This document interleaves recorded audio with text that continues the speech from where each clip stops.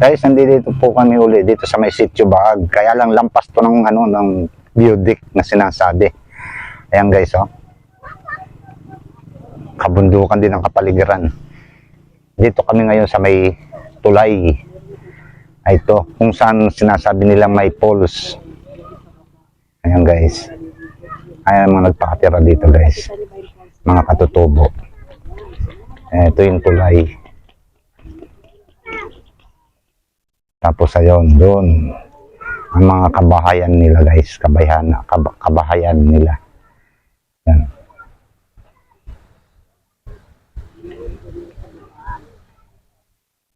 Ano?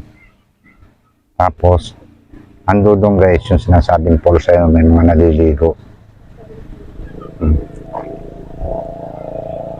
Ayan, kabundukan pa rin guys. Ganda. Ganda ng view. Kabundukan.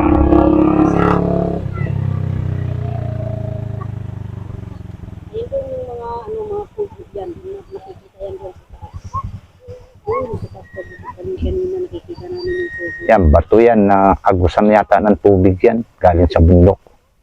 Yan, oh. Yan.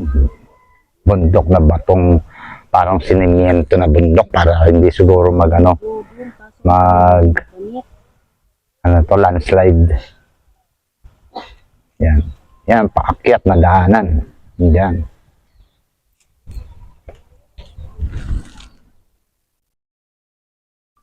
Yan guys, may naliligo dun sa sa falls na sinasabi.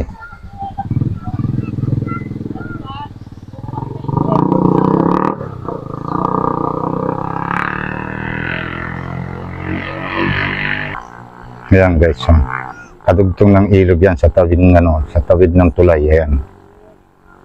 Gandun. Ayan. Ganda rin ang view dito.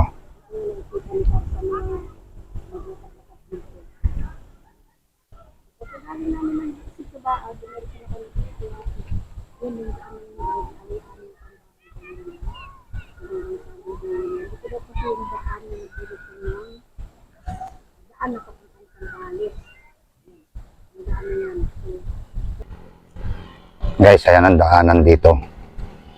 Grabe sa taas. Ayan guys, oh. Mag-iin na yan. Ayan. Akyat sila dyan sa taas, oh. Ang taas niyan guys. Oh, kaya guys.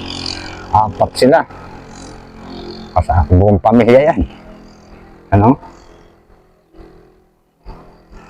Galing.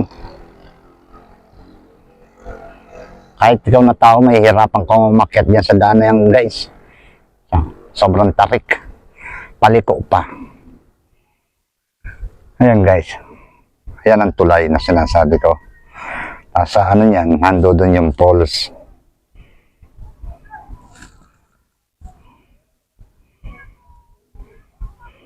Ang kabundukan, no?